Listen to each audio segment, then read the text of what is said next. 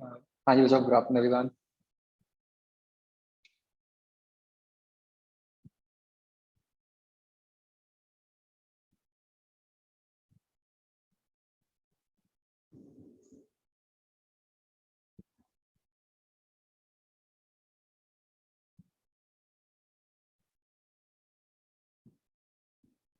और बच्चों ठीक चल रहा है चैप्टर? सबको समझ आ रहा है पूरा?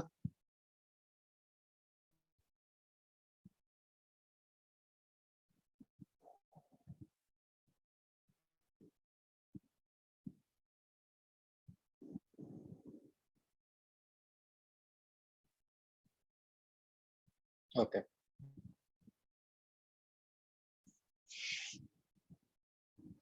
क्या काम दिया था मैंने बच्चों? ये एम पार्ट पे बच्चों, एनी डाउट्स?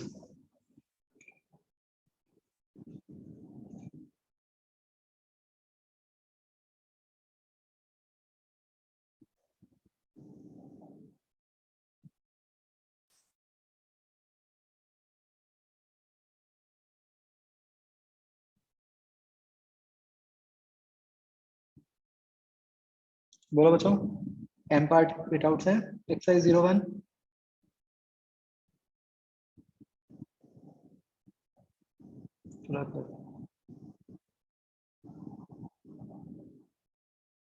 हाँ जी, एक्सरसाइज 0 बच्चों, पे पार्ट।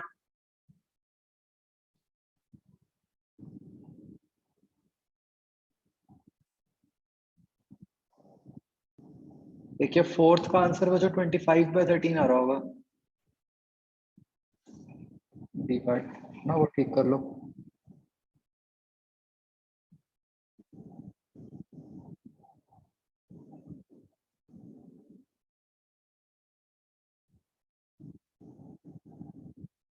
और के बच्चों इसमें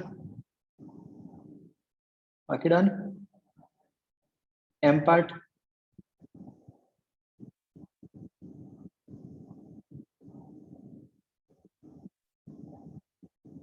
okay.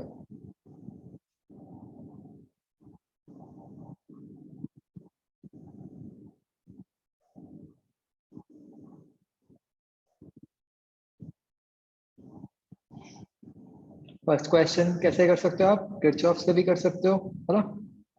Otherwise combination of batteries and parallel मान के भी कर सकते हो।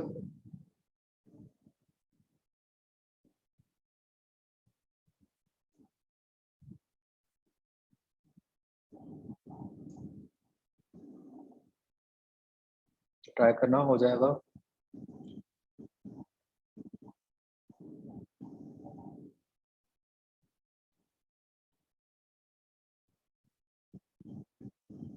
हाँ बच्चों, एक्सरसाइज 1 के पार्ट।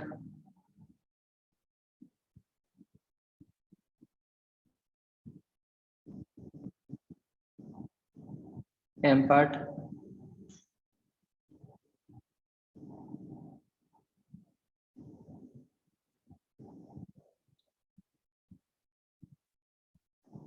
ओके।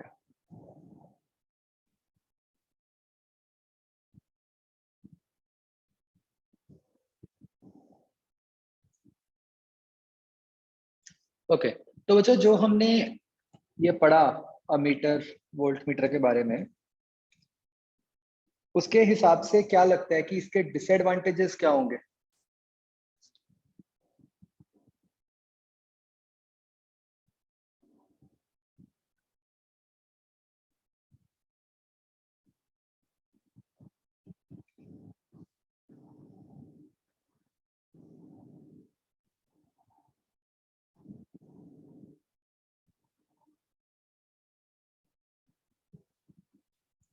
एक तो बच्चों जो हमने ऊपर वाला ही क्वेश्चन किया, मतलब एक तो ये समझ आ रहा है कि रीडिंग एग्जैक्ट नहीं मिलेगी।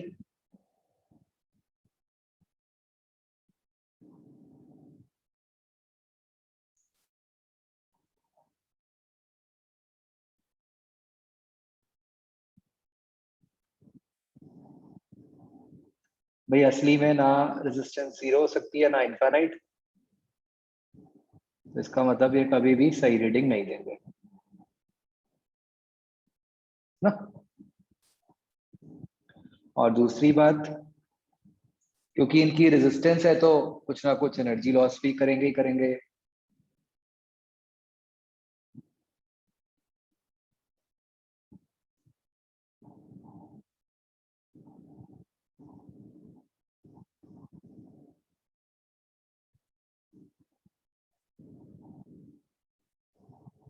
करेक्ट बच्चों?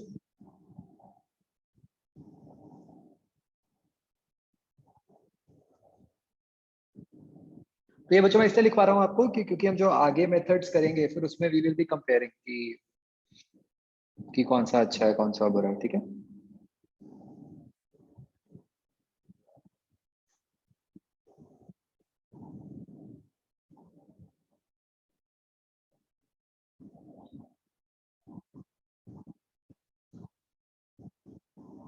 नेक्स्ट बच्चों हम जो डिवाइस पढ़ेंगे that is known as a metre bridge.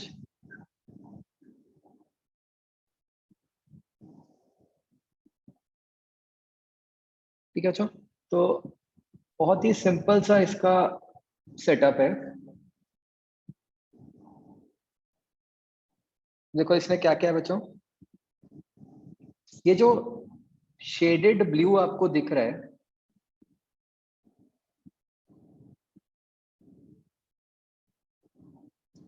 these are thick metallic strips।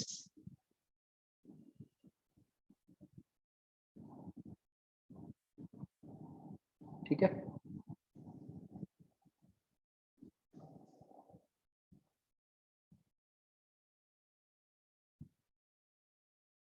और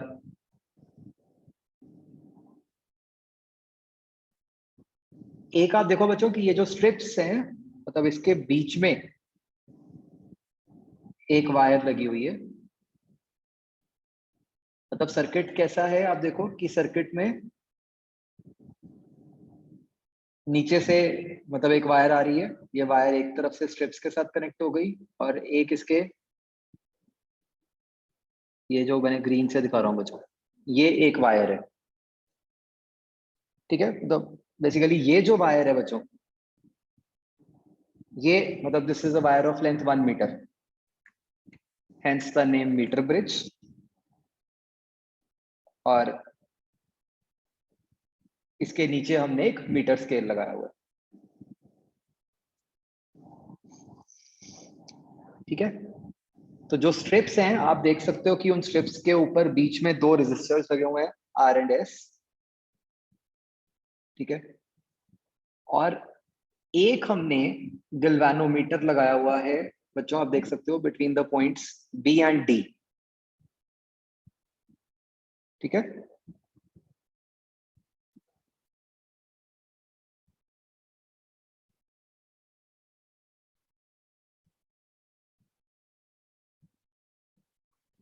ये फिगर बना लो बच्चों।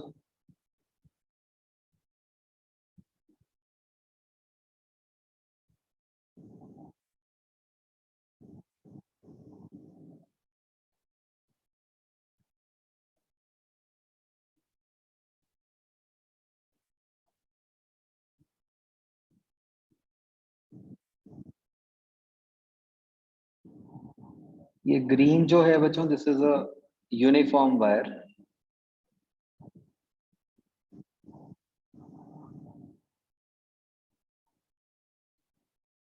और बच्चों ये भी एक लिख लो कि ये जो एरो बना हुआ है ना, basically this is a sliding contact. ये मतलब वायर के ऊपर स्लाइड कर सकता है।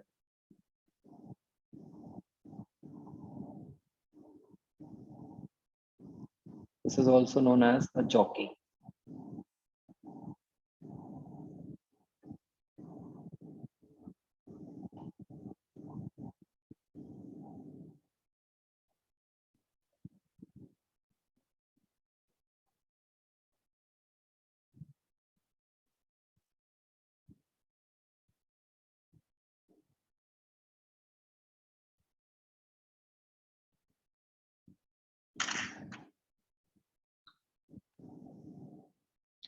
हाँ बच्चों, फिगर बना लिया सबने?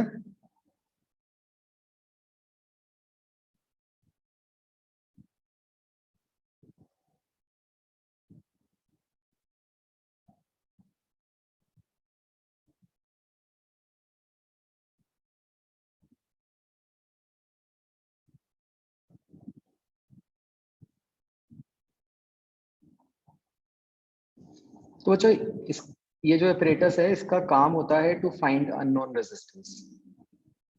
अभी देखते हैं कैसे।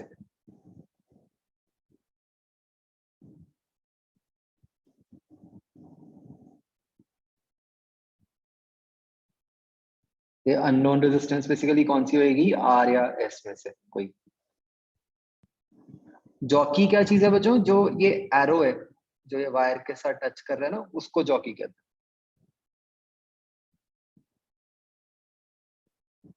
मतलब वो एरो नहीं है एक्चुअली, वो एक पॉइंटेड एंड ही है जो टच कर रहा है वायर को, ग्रीन वायर को।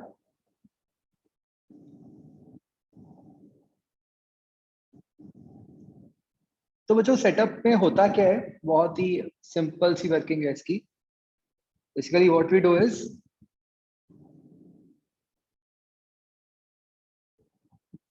हम इस जॉकी को वायर पे मूव करते हैं, ठीक है। जब तक हमारे पास एक पोजीशन होती है जिसको हम कहते हैं नल पॉइंट, वो ना आ जाए,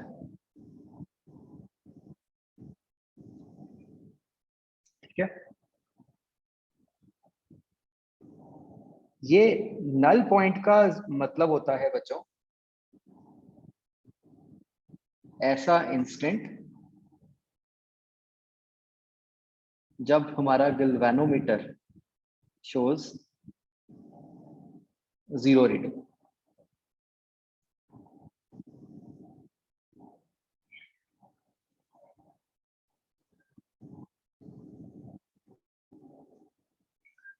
ठीक है जी। तो हमने जानबूझ के, आप समझ गए कि जो जी से वायर आ रही थी नीचे, हमने जान के उसको मतलब एक प्रॉपर जॉइंट नहीं बना दिया उसका ग्रीन वायर के साथ। हमने उसको ऐसे रखा है कि वो उसके ऊपर स्लाइड करे, ठीक है। समझ रहे हो बच्चों ये वाला जो पॉइंट है रेड।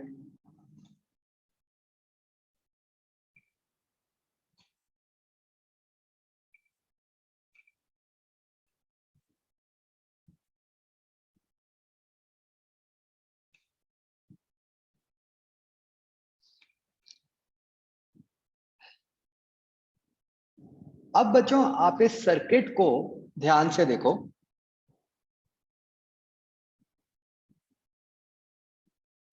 ध्यान से देखो करंट किधर से एंटर कर रहा है किधर से एग्जिट कर रहा है, और बताओ मुझे किस टाइप का अरेंजमेंट है।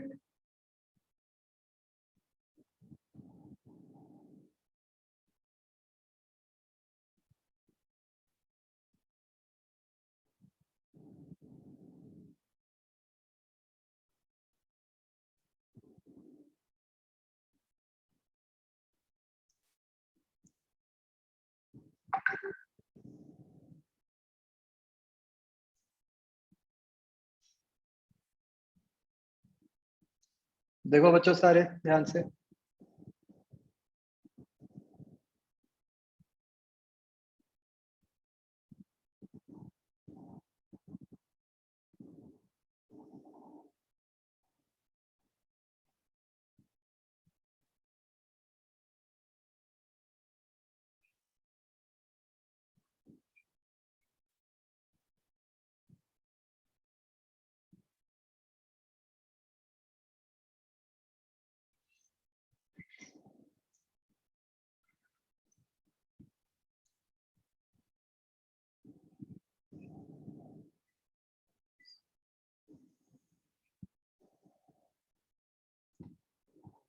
ये बच्चों थिक मेटालिक स्ट्रिप्स ये नोट कर लो।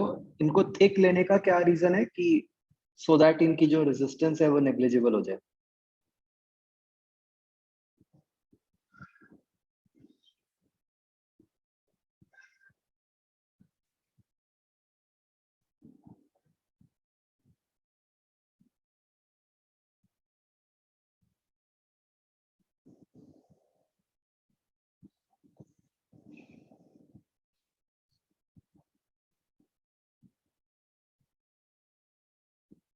हाँ बच्चों, जो नीचे वाली ग्रीन वायर है ना, उसको दो रेजिस्टेंसेस में ब्रेक कर दो, लेफ्ट और राइट।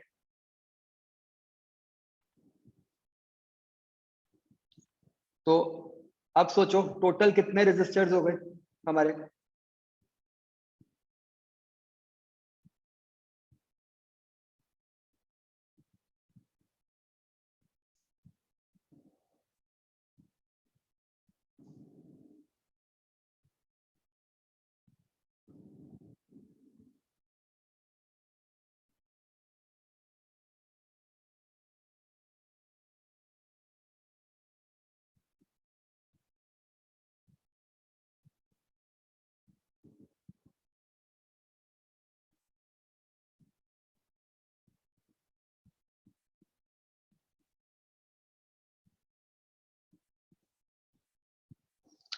बोलो बच्चों, ग्रीन वायर को दो अलग अलग रेजिस्टर्स में ब्रेक करके टोटल कितने रेजिस्टर्स हो गए।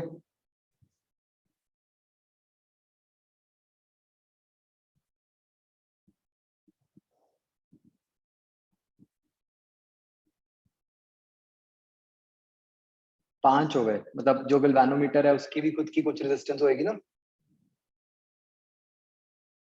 तो आर एस, दो रेजिस्टेंसेस ग्रीन वायर के कारण और एक रेजिस्टेंस गैल्वेनोमीटर के कारण, तो ये 5 रेजिस्टर्स हो गए। तो ये बच्चों बताओ किस टाइप की सिचुएशन हो गई।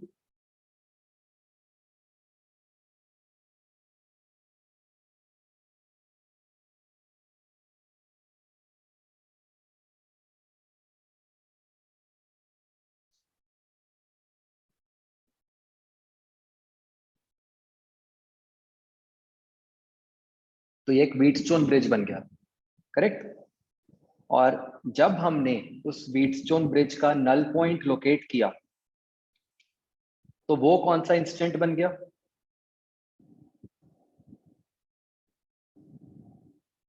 नल पॉइंट पे बच्चों, नल पॉइंट पे वो एक बैलेंस्ड व्हीटस्टोन ब्रिज बन गया। तो एक बात समझ रहे हो, व्हीटस्टोन ब्रिज तो वो हमेशा ही है, वो बैलेंस्ड कब हुआ, जब नल पॉइंट आया, करेक्ट।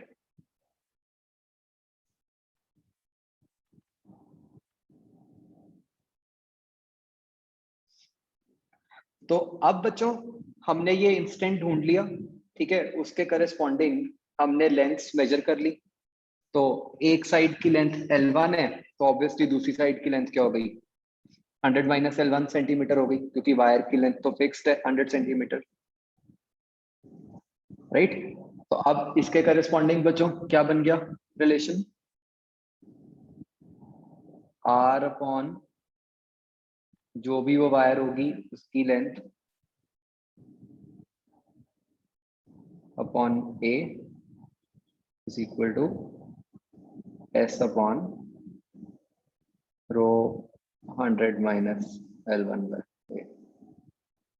तो ये रो A कट गए, so you get simple Wheatstone bridge वाला रिलेशन कि R upon L1 is equal to S upon.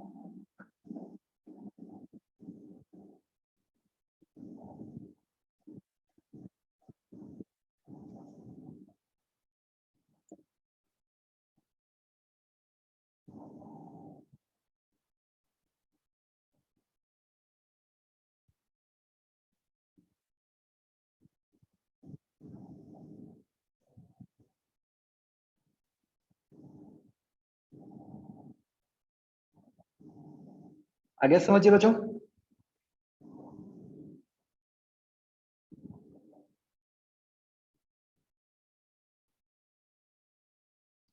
बच्चों इस वाले मेथड में आप एक इंटरेस्टिंग बात देखो कि हम जब रीडिंग ले रहे हैं, हम रीडिंग कब ले रहे हैं, नल पॉइंट पे, है ना। तो क्या हमारी रीडिंग को गैल्वेनोमीटर की रेजिस्टेंस से कोई इफेक्ट होगा।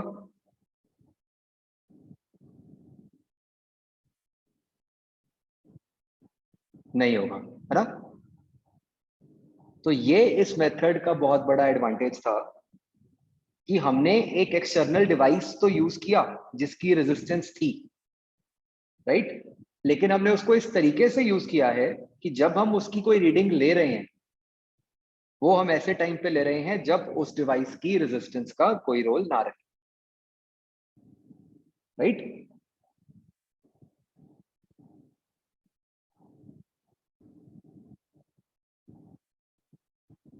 तो ये इस मेथड का एक बहुत बड़ा फायदा था कि यहाँ पे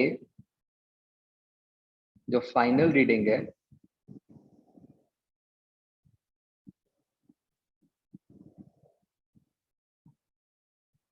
is not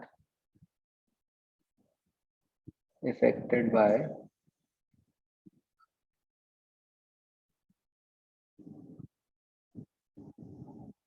resistance of G। तो आप बच्चों एक बात समझ रहे हो कि जब हम इन बिटवीन नल पॉइंट ढूंढ रहे होंगे तब जरूर हमारे सर्किट में G का रोल रहा होगा, राइट, लेकिन जब ढूंढ लिया जिस इंस्टेंट पे हम L1 L2 मेजर करेंगे, L और 100 माइनस L, उस इंस्टेंट पे तो कोई रोल नहीं है ना।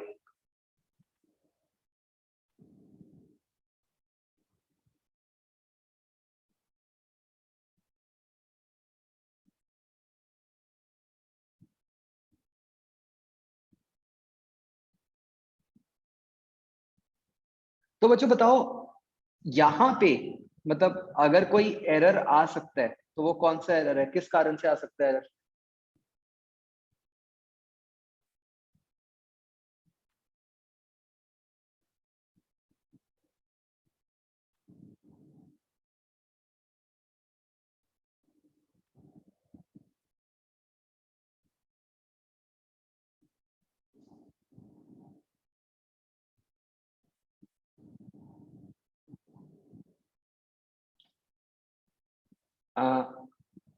हाँ देखो, एक तो एरर चलो उसमें आ सकता है कि जो error in the measurement of L1 होगा, है ना, स्केल से जो हम रीडिंग ले रहे हैं उसमें एरर होगा। और दूसरा बच्चों जो एरर होगा यहाँ पे आप देख सकते हो कि बेसिकली ये वाले व्हीटस्टोन ब्रिज में हमने ये अज्यूम किया ना कि जो मेटालिक स्ट्रिप्स हैं उनकी कोई रेजिस्टेंस नहीं है, बट रियलिटी में तो थोड़ी बहुत तो उनकी रेजिस्टेंस होगी मेटालिक स्ट्रिप्स की, है ना। तो बस उस कारण से एरर आता है।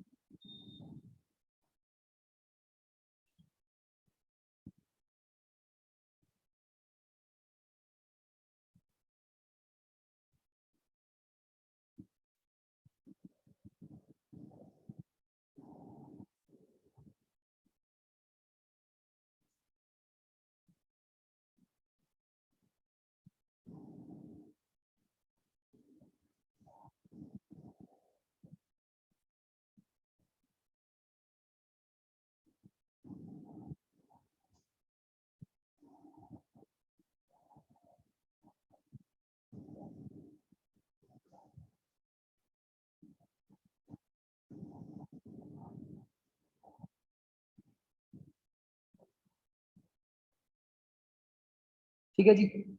तो सबको समझ आ गया बच्चों कि ये दो एरर हो सकते हैं।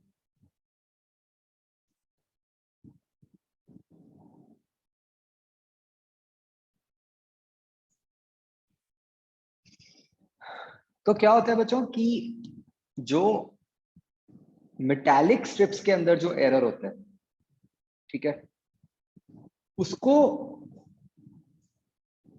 कंसिडर करने का तरीका क्या होता है कि कई बार आपको क्वेश्चन में क्या होगा कि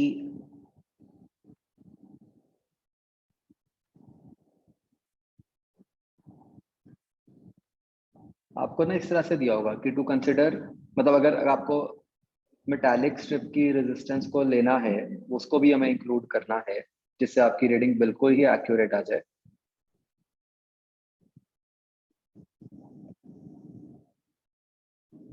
तो क्या होगा, आपको ना मतलब पहले से ही एंड करेक्शंस दी होंगी,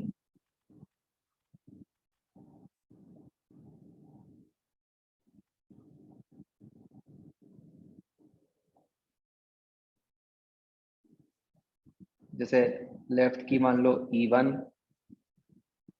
और राइट की मान लो E2।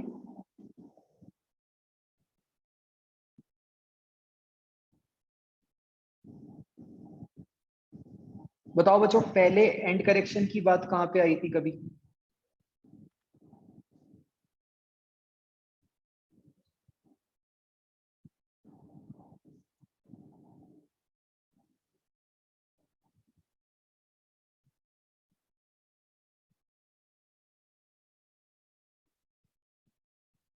हाँ, तो आपको याद होगा साउंड में हमने बात की थी कि जो एंटी नोड होता है वो एग्जैक्टली मतलब ओपन एंड पे नहीं बनता, उससे 0.3D बाहर बनता है ना? तो जो हमारे फॉर्मूलाज थे उनमें जहां जहां लेंथ आई थी, हमने वहां पे लेंथ की जगह लेंथ प्लस एंड करेक्शन कर दिया था, है ना? तो बिल्कुल वैसे ही बच्चों हम यहां करते हैं कि अगर हमारे को क्वेश्चन में एंड करेक्शंस दी हुई हैं, ठीक है, तो हम ये मान लेते हैं कि फिर जो हमारा फॉर्मूला बन जाता है कि R over L1 plus E is equal to S upon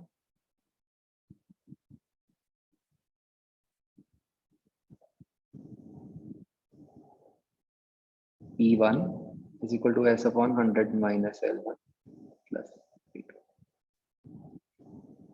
ठीक है, तो मतलब बेसिकली जो हमारी दोनों लेफ्ट और राइट एंड्स की रीडिंग्स हैं उनके अंदर हम इन एंड करेक्शंस को इंक्लूड करके फॉर्मूला लगा देते हैं। इससे अपने आप मेटालिक रेजिस्टेंस इंक्लूड हो जाती है। ठीक है, अब E1 E2 कैसे आएंगे that we are not bothered, हमें गिवन होंगे अगर कभी, तो बस हम उसको फॉर्मूला में इस तरीके से इनकॉर्पोरेट कर लेते हैं। क्या ये बात समझ आ गई बच्चों?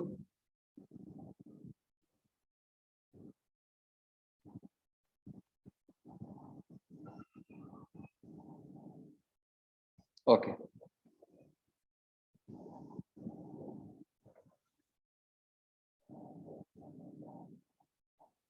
तो आप बच्चों समझ गए कि हमने इसीलिए उनको थिक लिया था कि थिक लेंगे तो एरिया ज्यादा हो गया, तो इसलिए रेजिस्टेंस कम हो जाएगी।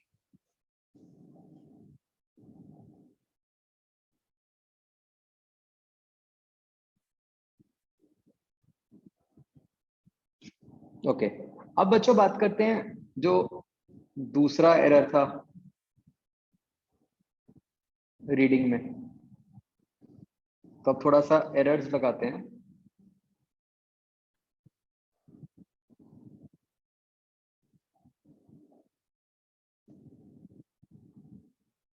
तो अगर बच्चों error in measurement of L1, let us say that is delta L,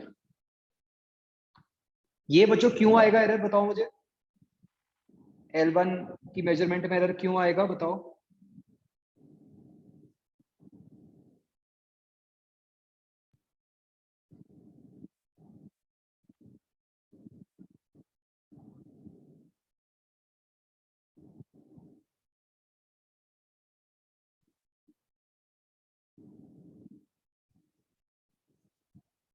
due to least count, है ना? मीटर ब्रिज की कुछ ना कुछ लीस्ट काउंट होएगी।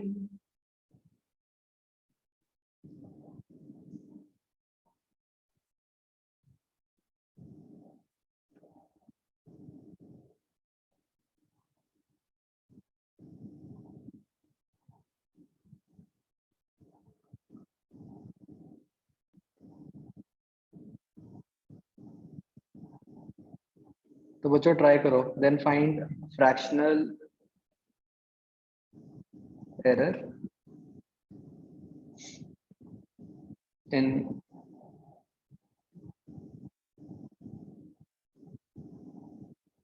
Measurement of S। मान लेते हैं S अननोन है बच्चों, तो बताओ कि उसके अंदर कितना फ्रैक्शनल एरर आएगा? ध्यान से करना।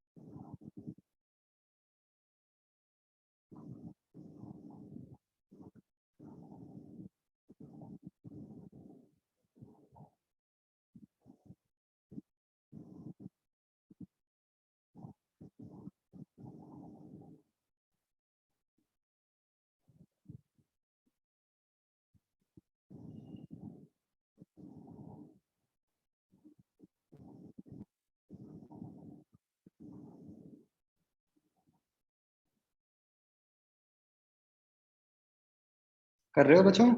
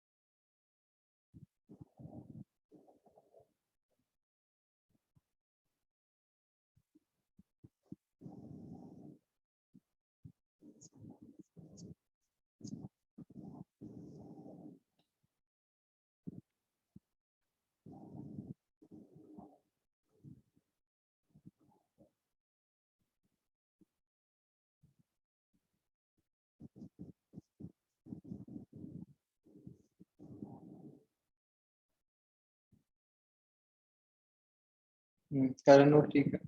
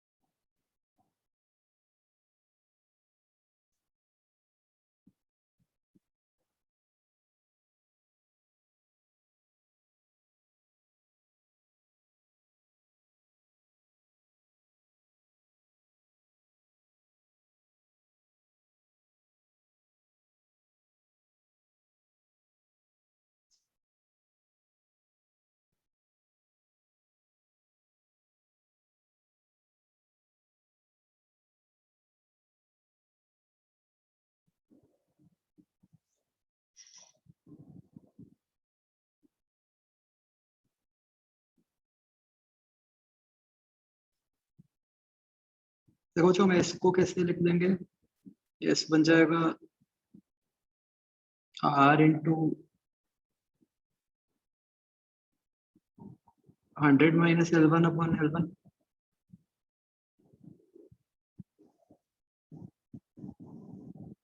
है ना। तो इसको हम सोच सकते हैं कि ये बन गया as 100 minus L1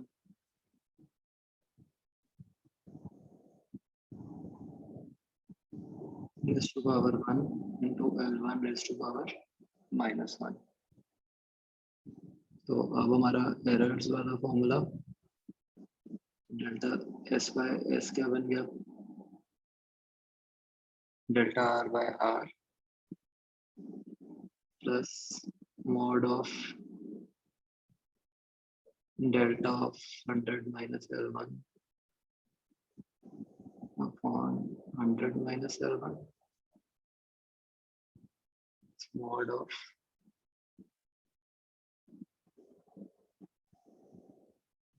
-1 into।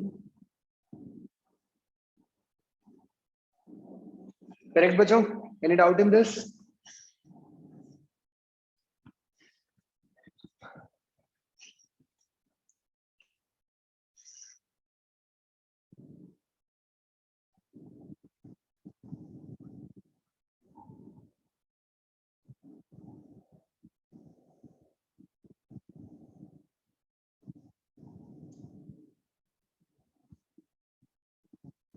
अब बच्चों ये R में तो हम मान रहे हैं कि देयर इज नो एरर, तो ये तो 0 हो गया। व्हाट विल बी बच्चों डेल्टा ऑफ 100 minus L1? आप दो क्वांटिटीज को सब्ट्रैक्ट कर रहे हो, उसके अंदर क्या एरर है?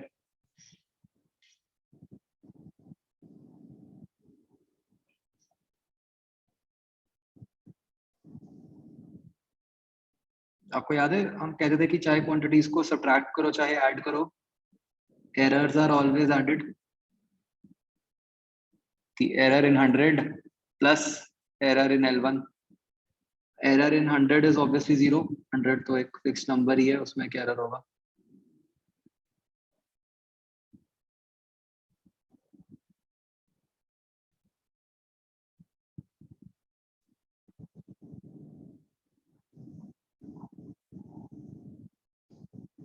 तो ये क्या बन गया?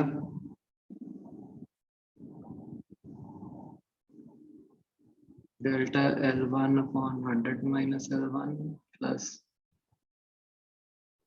Delta L1 upon L1।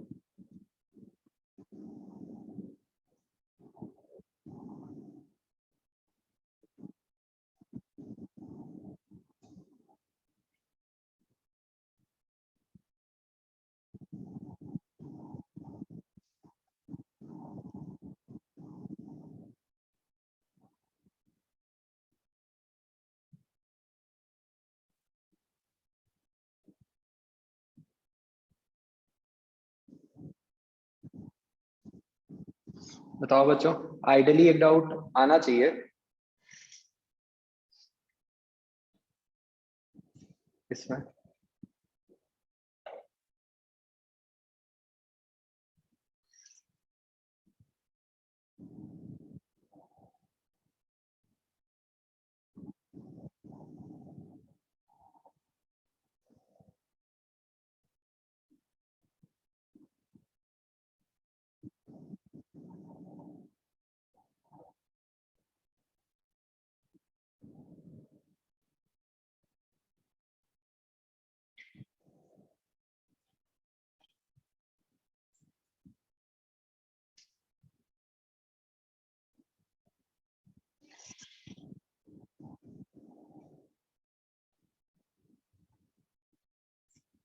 आओ जो बताओ, सब सही लग रहा है?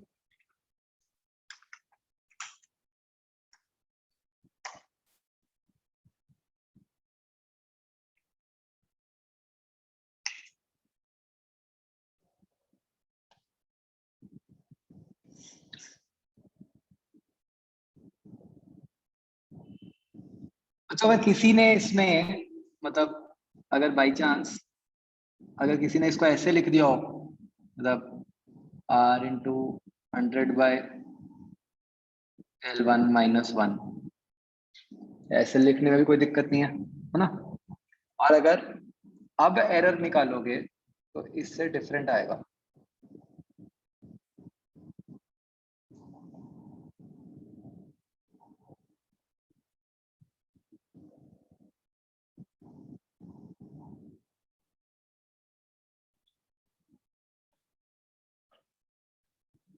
मैं बच्चों आपको एक और रिलेटेड सिचुएशन बताता हूँ।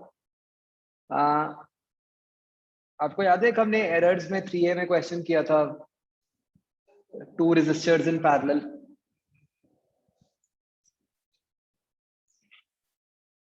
उस टाइम पे भी हमारी एक डिस्कशन हुई थी कि भाई अगर तो 1/R = 1/R1 + 1/R2 लेके डिफरेंशिएट करके निकालते हैं तो अलग आंसर आता है, और अगर हम उसको सॉल्व करके R1 R2 और R1 + R2 लिख के निकालें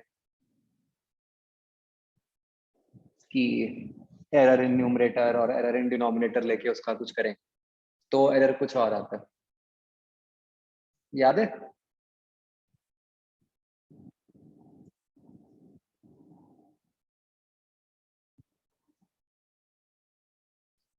तो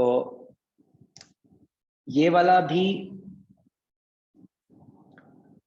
जो कंसेप्ट है कुछ कुछ उससे रिलेटेड है, ठीक है। Just remember this for the timing कि मैंने एक पर्टिकुलर मेथड से किया है, ठीक है। इस जो राइट साइड वाला मेथड है उससे डिफरेंट आता है, ठीक है।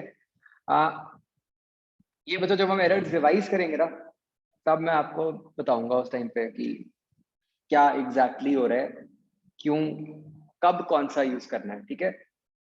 अभी के लिए आपने मतलब ये मानना है कि हम बस ये लेफ्ट वाले मेथड से करते हैं।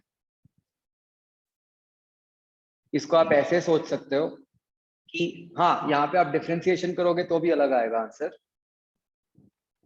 इसको आप ऐसे सोच सकते हो कि बेसिकली ये जो मैंने इसको सॉल्व करना शुरू किया है, जहाँ पे ये सेकंड स्टेप लिखा है मैंने बच्चों, ये एक तरीके से मैंने लेफ्ट साइड और राइट साइड वाली रीडिंग्स को डिफरेंट क्वांटिटीज माना है, इंडिपेंडेंट क्वांटिटीज माना है ना, तभी मैं उसको इस तरह कर रहा हूं।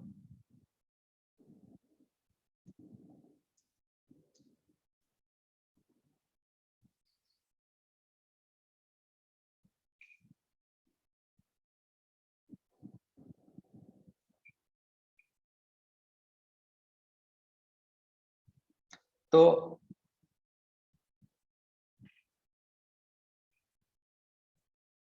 थोड़ा सा इसमें मतलब है एक फ्लॉ, बट अभी आपको उसकी कहीं जरूरत नहीं पड़ेगी, ठीक है। तो मतलब अभी के लिए तो ये मान लो कि बस आपको इसी मेथड से करना है, ठीक है जी। और अब बच्चों इस मेथड से ये बताओ कि ये जो एरर है ये मिनिमम कब होगा?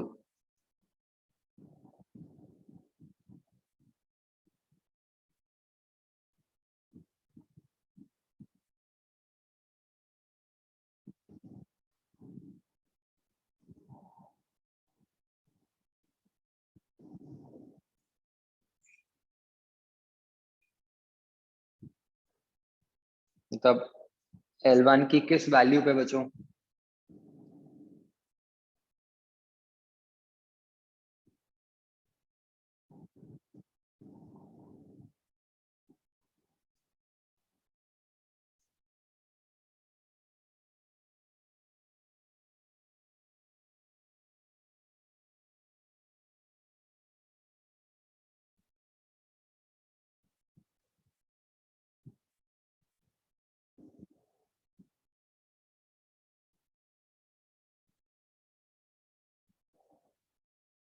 कब आएगा बच्चों मिनिमम? जब डिनोमिनेटर मैक्सिमम होगा। डिनोमिनेटर मैक्सिमम कब होगा?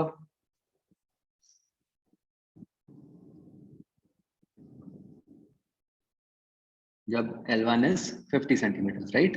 मिनट पे ही आएगा ना। मतलब कि जो नल पॉइंट है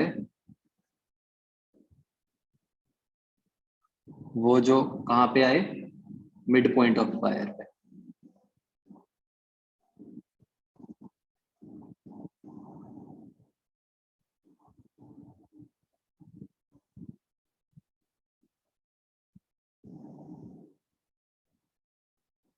ठीक है, this is a very important result.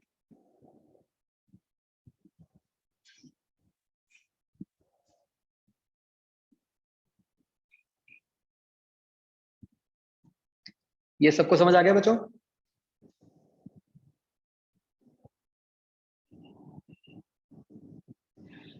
बच्चों ये प्रैक्टिकली इंश्योर कैसे करेंगे हम? चलो ये कह तो दिया कि भाई हाँ ऐसा हो गया तो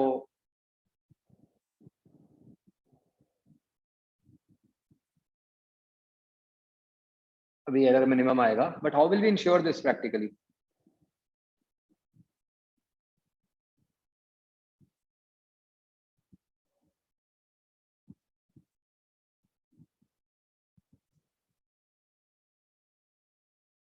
कुछ सोच सकते हो?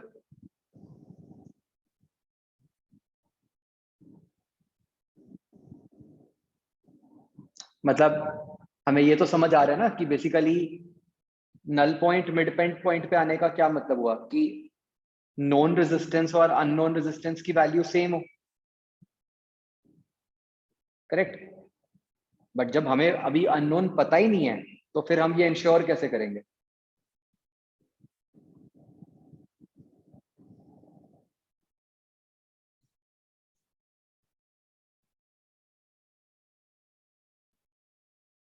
पॉइंट समझ गया आप मेरा?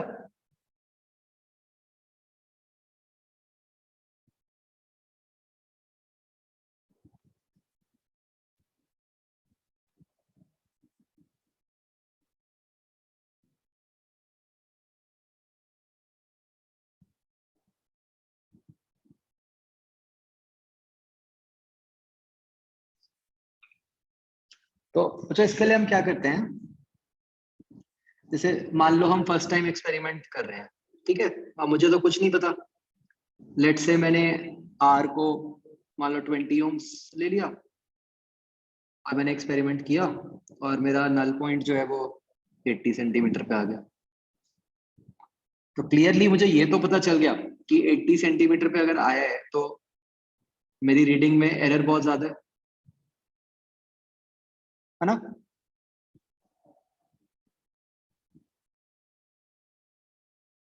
अब इसके करस्पॉन्डिंग जो एस था बच्चों, वो आ कितना गया बताओ?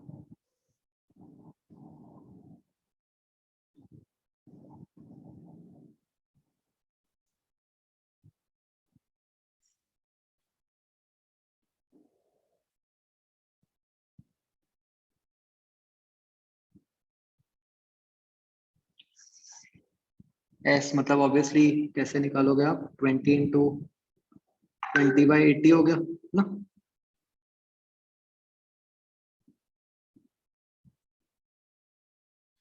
5 ओम आ गया।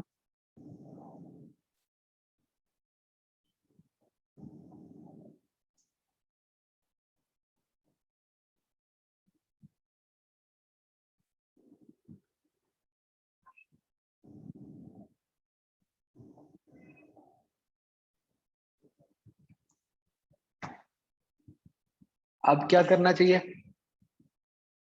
अभी तो मुझे ये पता चला कि चलो कि एस जो है वो 5 के आसपास है लेकिन उसमें बहुत एरर है। तो अब बच्चों क्या करेंगे हम? कुछ तो आइडिया लग गया ना एक्स का। अब हम फिर से एक्सपेरिमेंट रिपीट कर देंगे। और अब जब हम एक्सपेरिमेंट रिपीट करेंगे,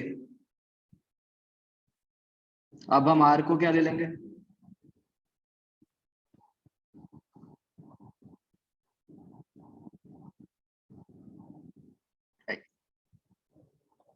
तो समझ गए मेथड कैसे हम इंश्योर कर लेते हैं कि एरर कम कर दें? तो फर्स्ट ट्राई में नहीं आएगा लेकिन सेकंड ट्राई में करके एरर कम हो जाएगा।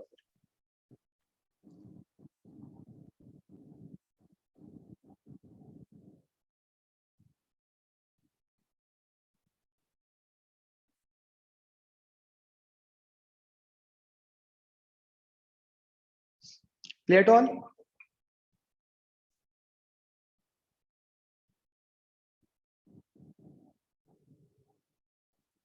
ओके, तो बच्चों this is all about meter bridge.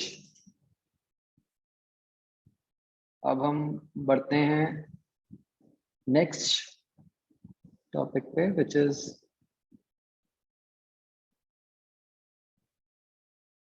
Potentiometer.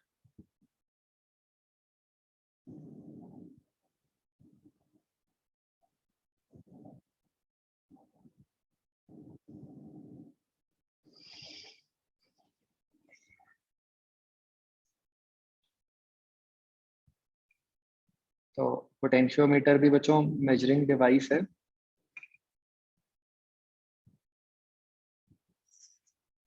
इसका बच्चों देखो सेटअप कुछ इस तरीके का है।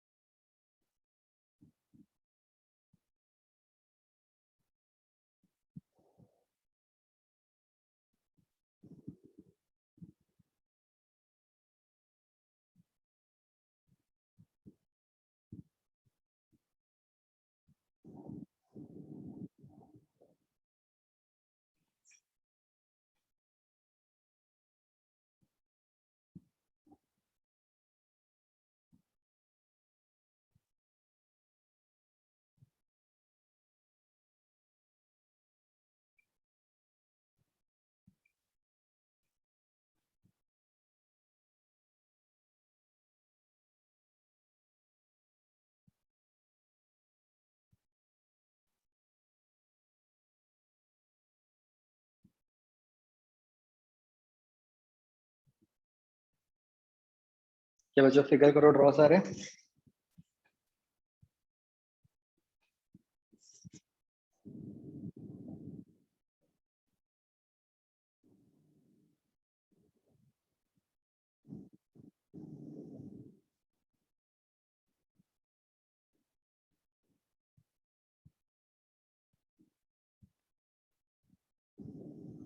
तो ये जो बच्चों बीच में है वो एक यूनिफॉर्म वायर है, which is also known as a potentiometer wire.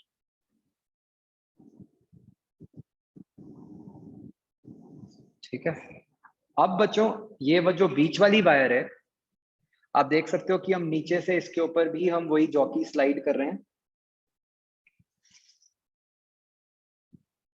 ठीक है, बट अब इस वायर की लेंथ कहीं पे भी मैंने ये नहीं लिखा कि इट इज 1 मीटर, वो कुछ भी हो सकती है।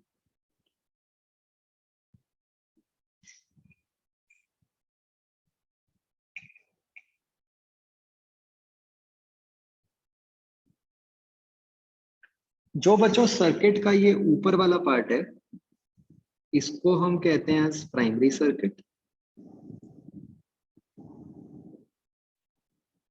और जो नीचे वाला पार्ट है उसको हम कहते हैं सेकेंडरी सर्किट।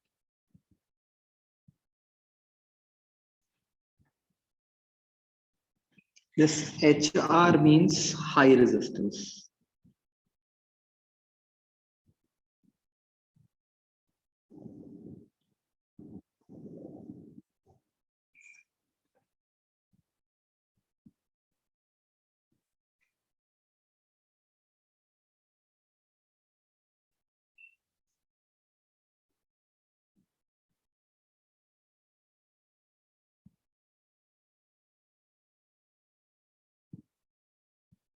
ठीक है जी। तो जो सबसे पहले हम इसकी कंस्ट्रक्शन को समझते हैं कि क्या किया हुआ है हमने।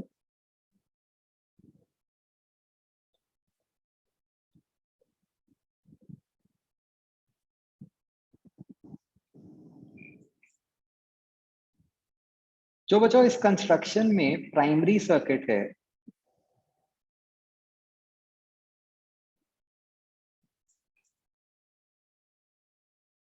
This is basically a fix circuit. Fix से मेरा मतलब है कि ये वाला पार्ट तो हमेशा सेम रहता है, ठीक है।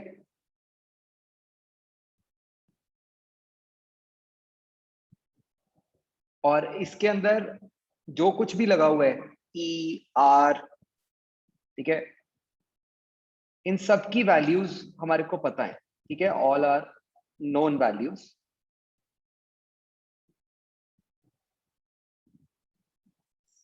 हम जैसे ये जो बच्चों आर के ऊपर एरो लगा हुआ है, इसका मतलब है कि हम आर की वैल्यू को वेरी कर सकते हैं। क्यों वेरी करना पड़ेगा वो भी आगे देखेंगे, बट हम वेरी कर सकते हैं और जो भी वैल्यू करेंगे हमें पता होगी, ठीक है। तो मतलब प्राइमरी सर्किट में देयर इज नो अननोन।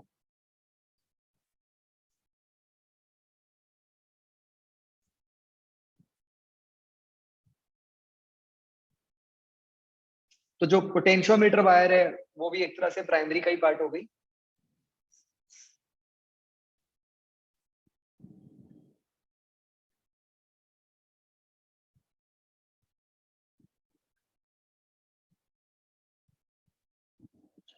उसका भी बच्चों और कोई मतलब कोई खास मतलब रिक्वायरमेंट नहीं है, बस जस्ट ये है कि हाँ वो भी यूनिफॉर्म होनी चाहिए, ठीक है। बच्चों यूनिफॉर्म को हमने कहाँ यूज किया था ऊपर मीटर ब्रिज में?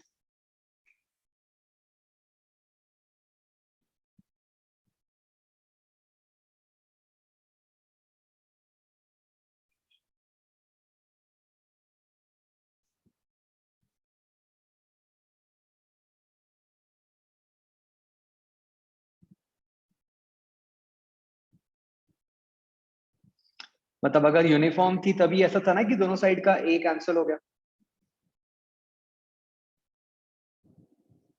ठीक है। तो वही चीज हमें यहाँ भी जरूरत पड़ेगी, तो इसलिए we need a uniform wire.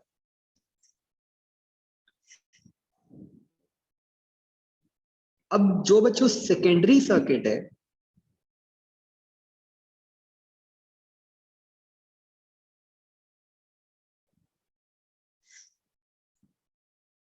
Secondary circuit के अंदर बच्चों अननोन कंपोनेंट्स होंगे, जो भी हमें मतलब जिनकी वैल्यू हमें ढूंढनी होगी।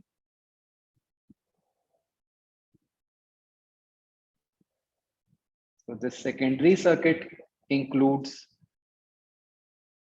unknown components.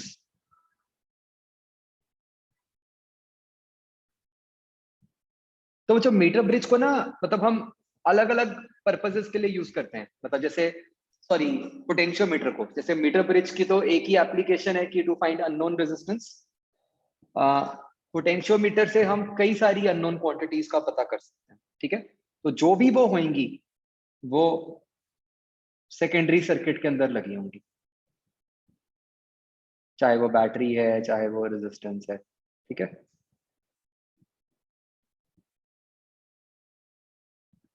और बच्चों जो सेकेंडरी सर्किट है वो कोई जरूरी नहीं है कि ऐसा ही हो सिर्फ, वो कुछ डिफरेंट भी हो सकता है।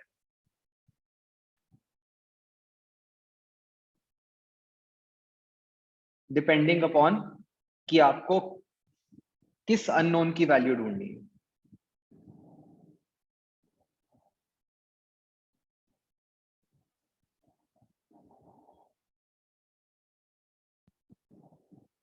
ठीक है। तो मतलब अगर आपको अननोन ईएमएफ ढूंढनी है तो सेकेंडरी कुछ और टाइप का होगा, अगर आपको अननोन रेजिस्टेंस ढूंढनी है तो सेकेंडरी कुछ और टाइप का होगा, जो कि हम आगे देखेंगे।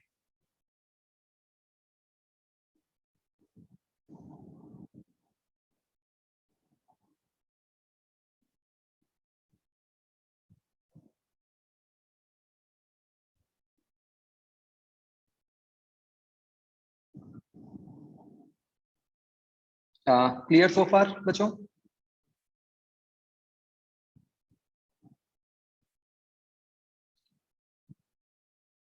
अब बच्चों अगर आप बहुत ध्यान से देखो ये प्राइमरी और सेकेंडरी सर्किट्स को, आप ये देख सकते हो कि इसमें बैटरी की जो पोलैरिटीज है वो एक ही तरफ है, प्राइमरी और सेकेंडरी की।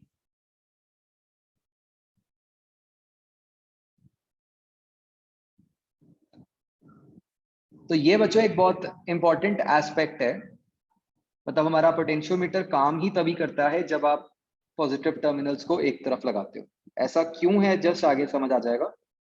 एक बार लिख लो कि positive terminals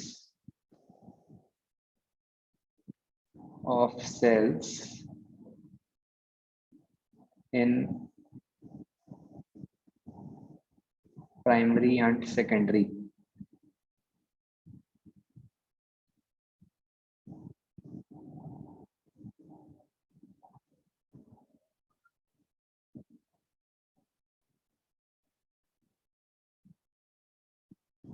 should be on same side।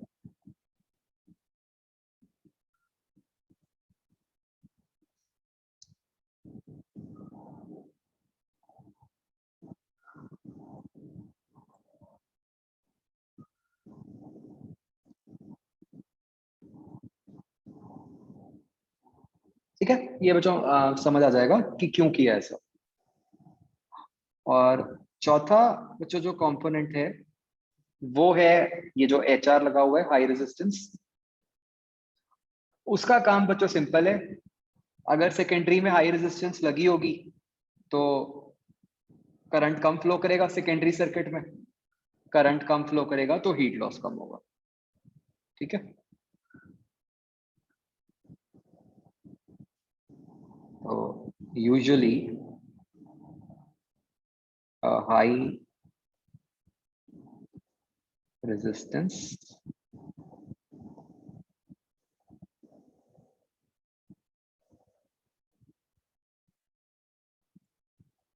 is put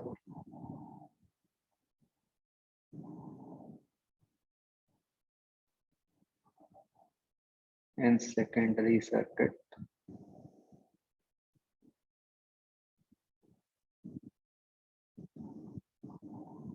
to minimize heat loss।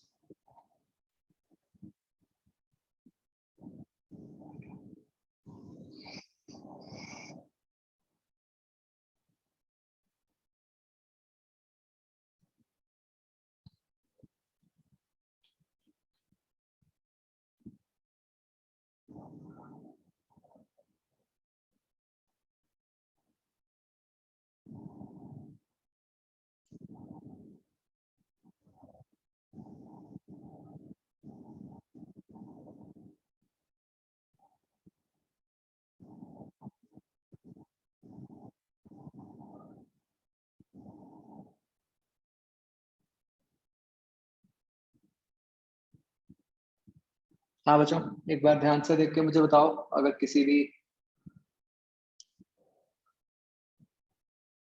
Part में कोई डाउट है।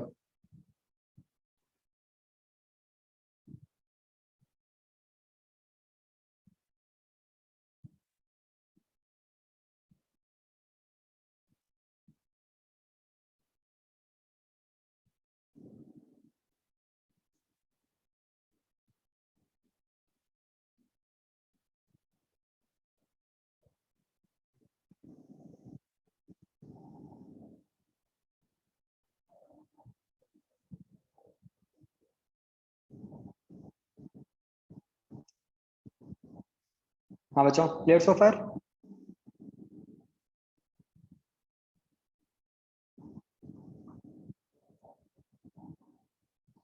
ओके, अब बच्चों हम देखते हैं इसकी वर्किंग।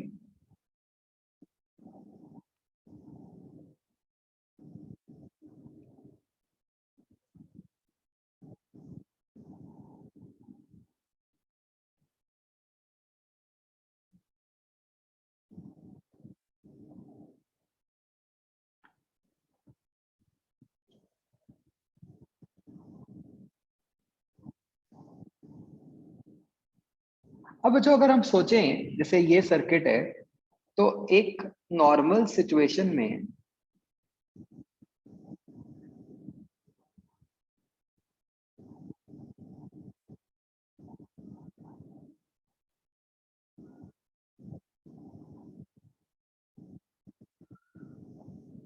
इस सर्किट में क्या हो रहा होगा भाई, समथिंग लाइक दिस कि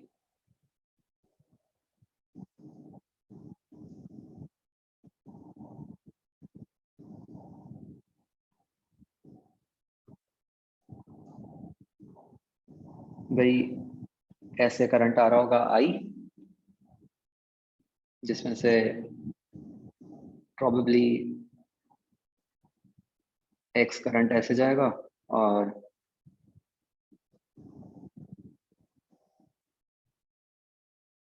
ये आई माइनस एक्स करंट नीचे को जाएगा। राइट बच्चों, नॉर्मली ऐसा हो रहा होगा। तो इफ वी वांट, ऑब्वियसली हम दोनों लूप्स की किरचॉफ लिख सकते हैं, प्राइमरी और सेकेंडरी की। ठीक है, तो अब देखो बच्चों हम क्या करते हैं, जस्ट लाइक मीटर ब्रिज, हम जॉकी को इस पोटेंशियोमीटर वायर के ऊपर बच्चों स्लाइड करते हैं। ठीक है, कब तक? जब तक हमारे पास गैल्वेनोमीटर के ऊपर नल पॉइंट आ जाए। ठीक है, फिर से we are interested in null point.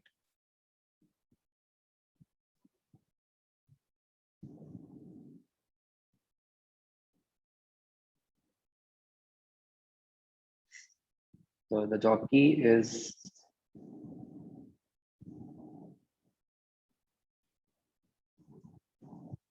moved on the wire till we get a null.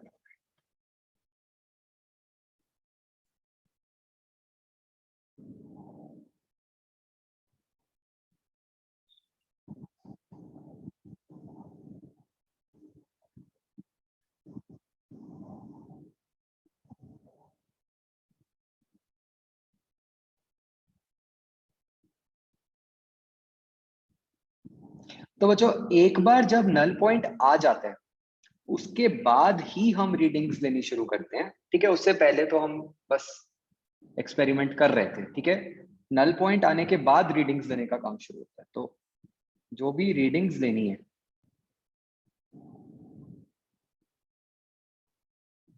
वो सिर्फ नल पॉइंट पे ही रहेंगे।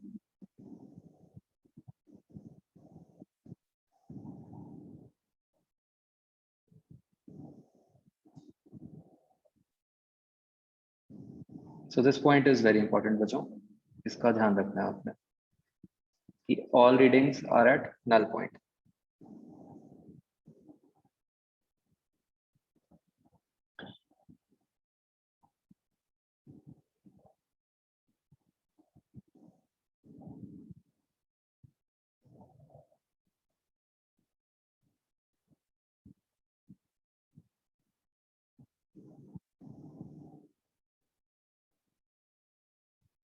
तो बच्चों नल पॉइंट का मतलब क्या हुआ? अगर हम कह रहे हैं कि नल पॉइंट है जी, व्हाट विल दैट मीन?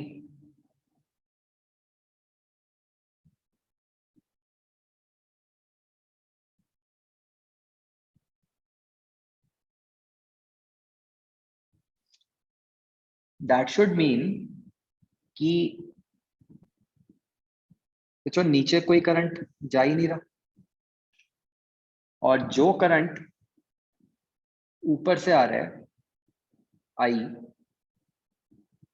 वो सारे का सारा आई करंट पोटेंशियोमीटर वायर के थ्रू ही निकल गया, है ना। सेकेंडरी में कोई करंट गया ही नहीं। देखो इसको बच्चों बहुत ध्यान से।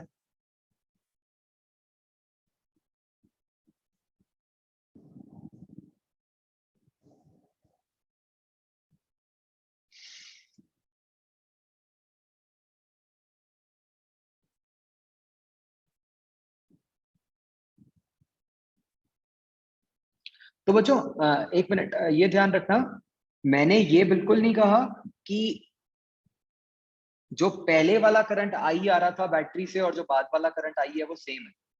चाहे अगर आपने उसको और क्लियरली लिखना है तो ऐसा कर दो कि पहले वाले को आई डैश लिख दो और बाद वाले को आई लिख दो। ठीक है, वो दोनों करंट्स अलग हो सकते हैं, बट द पॉइंट इज कि हम रीडिंग ले ही तब रहे हैं जब सारा करंट ऊपर वाले सर्किट में ही सर्कुलेट कर रहा है।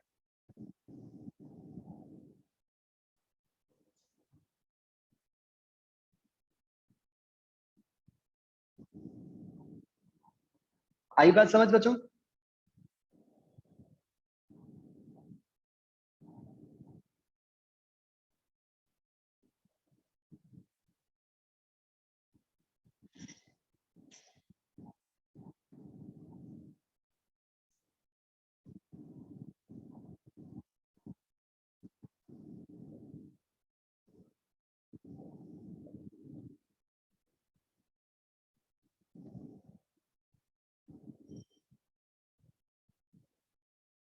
तो नल पॉइंट का मतलब ये है कि there is no current from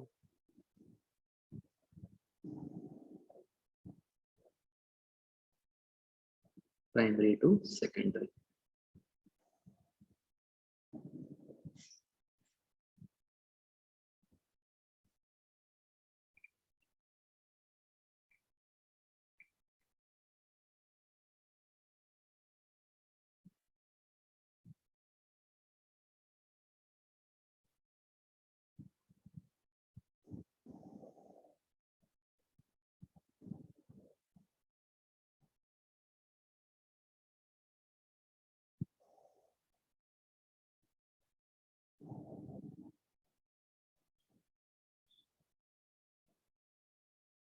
हाँ बच्चों बताओ, क्लियर सो फार?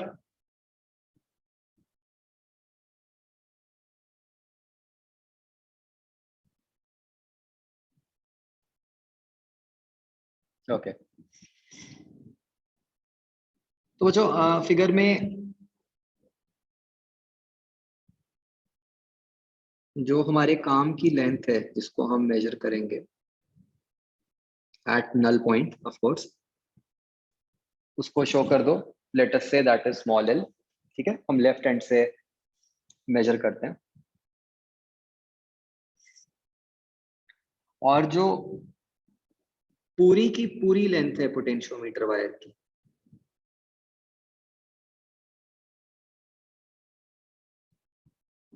उसको बच्चों शो कर दो विद कैपिटल एल।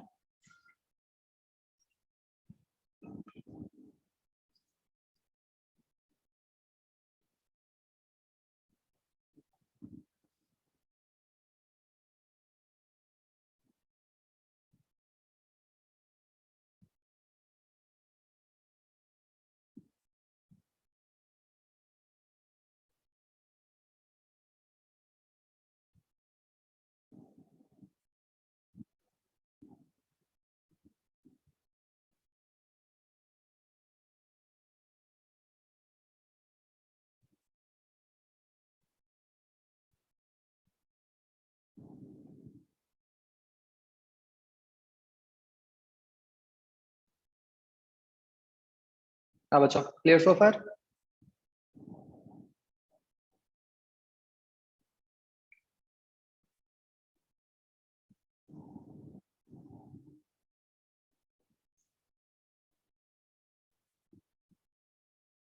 ओके, अब बच्चों इस इंस्टेंट पे अगर अब मैं प्राइमरी पे किरचॉफ लिखूं, क्या बन गई?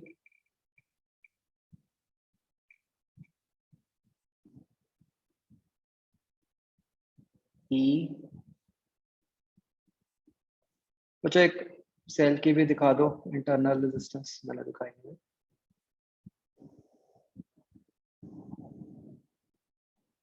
ऊपर वाले की स्मॉल आर दिखा दो, नीचे वाले की आर डैश दिखा दो।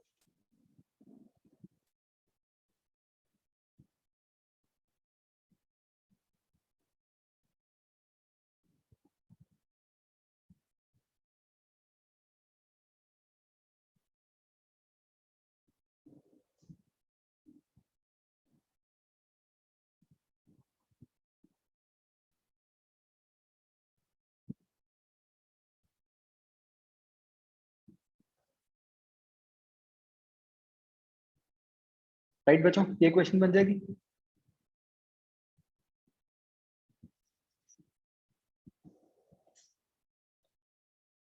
तो आई बन गया आपका E upon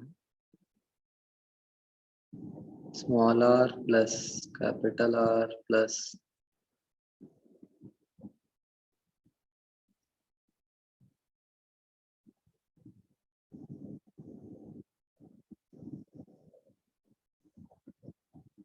rho L by A.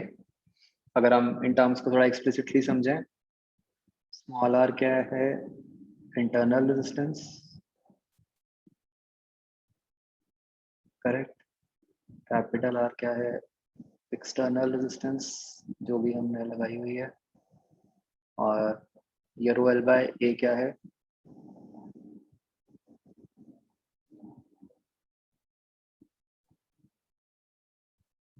Resistance of R।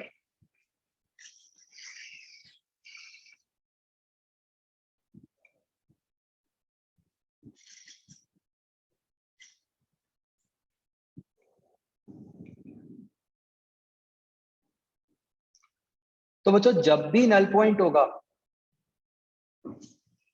आप सोच सकते हो कि यही करंट फ्लो करेगा प्राइमरी में।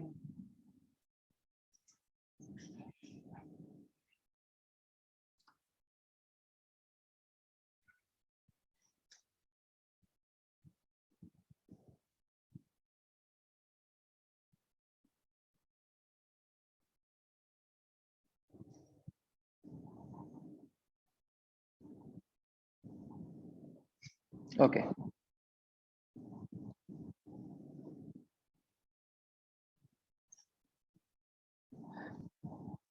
अच्छा, अब बच्चों अगर मैं एक बार के लिए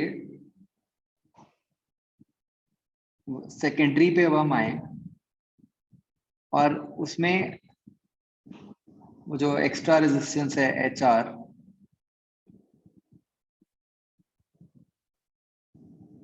उसको इग्नोर करते हुए मैं सेकेंडरी के अंदर किरचॉफ लिखूं,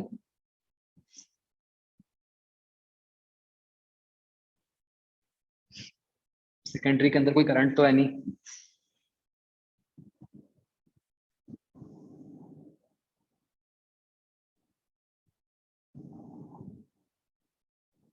तो क्या टर्म बनेगी बच्चों? I get E dash minus rho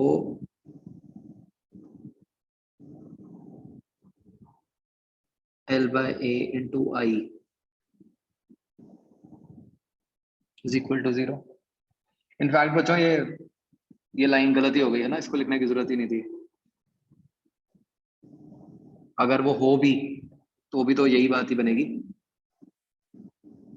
isn't it? कौन सा करंट है कोई?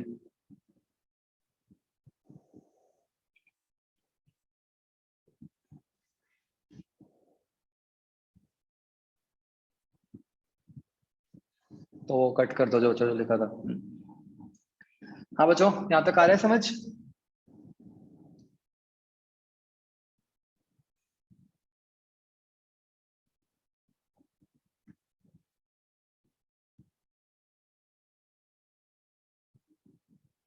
ओके अब देखो बच्चों, यहाँ से E डैश की वैल्यू क्या बन गई?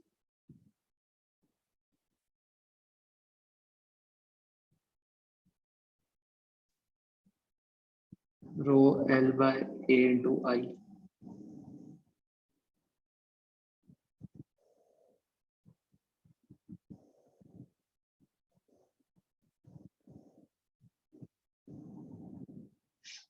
करेक्ट।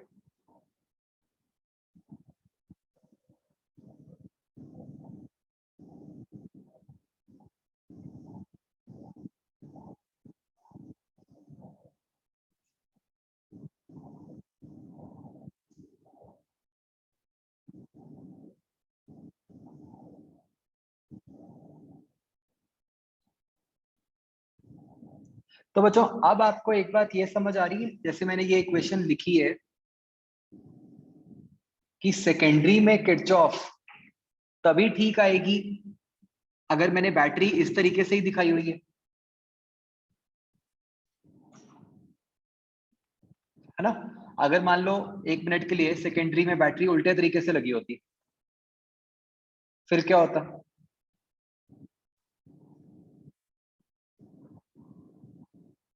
फिर तो कुछ sum of two quantities equal to zero आ जाता ना।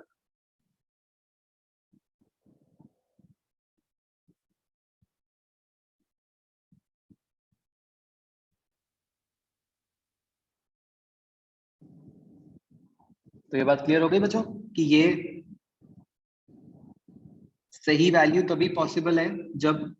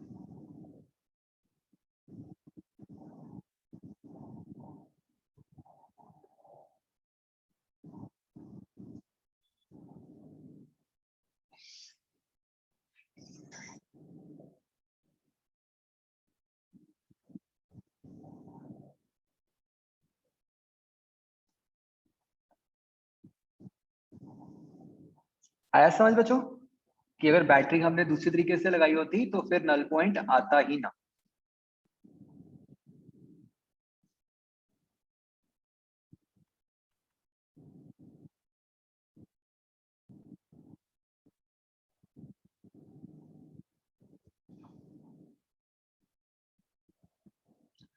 अच्छा बच्चों ऐसे ही एक और बात देखो,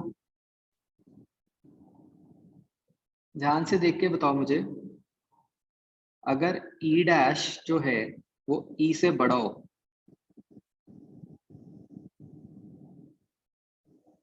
तो हम क्या कह सकते हैं कि नल पॉइंट होगा या नहीं होगा?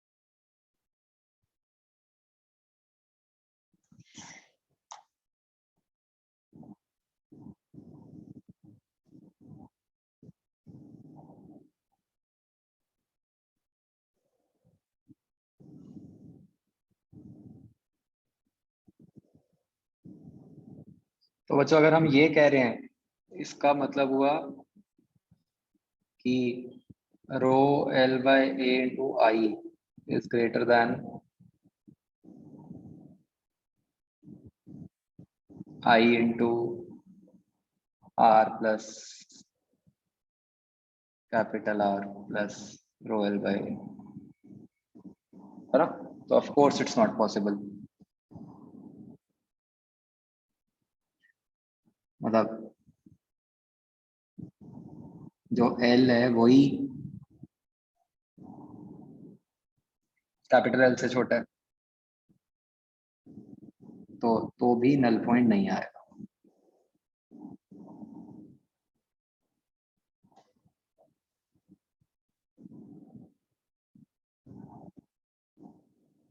आगे समझ बच्चों ये?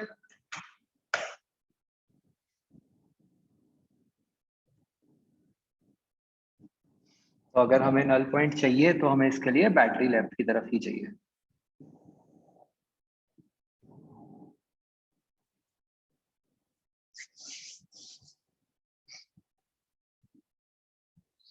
बोलो बच्चों, क्लियर हो गया ये?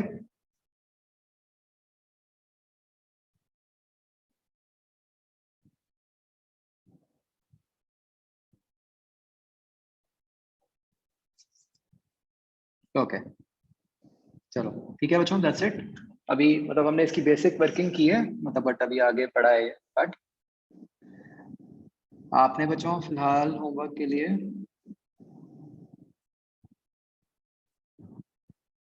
एक्सरसाइज 01 में जो वो मीटर ब्रिज वाला पोर्शन है वो कर लेना, ठीक है?